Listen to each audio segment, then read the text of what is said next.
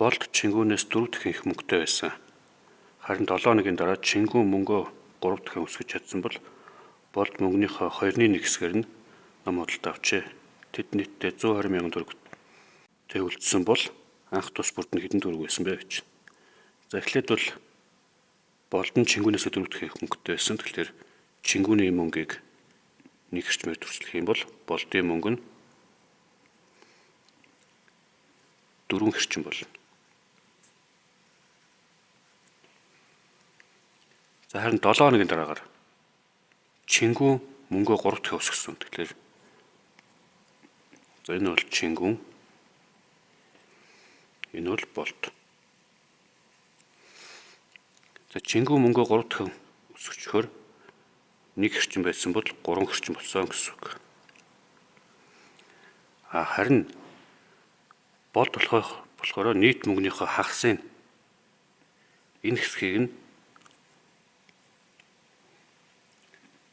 ном авахд зарцуулсан. Ном авахд зарцуулахаар энэ хэсэг нь байхгүй болоод ийм хэсэг нь үлдсэн гэсэн үг. За мэдээж Чингүний мөнгө бол 3 дахин хэсээд ийм болсон. За шараар бүтэгдсэн 5 хэрчим байна. Энэ 5 хэрчим нийлээд 120 мянган төгрөгтэй тэнцвэрдгээс нэг хэрчмийн урт нь 120 мянгаыг хуваах нь 5 буюу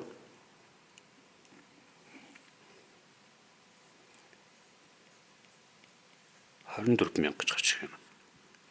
Тэгэхээр нэг хэрчим нь 24 мянга. За анх эхлээд бол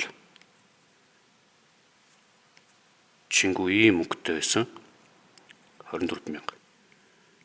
Харин Болд нь болохоор ийм мөнгөтэй байсан 24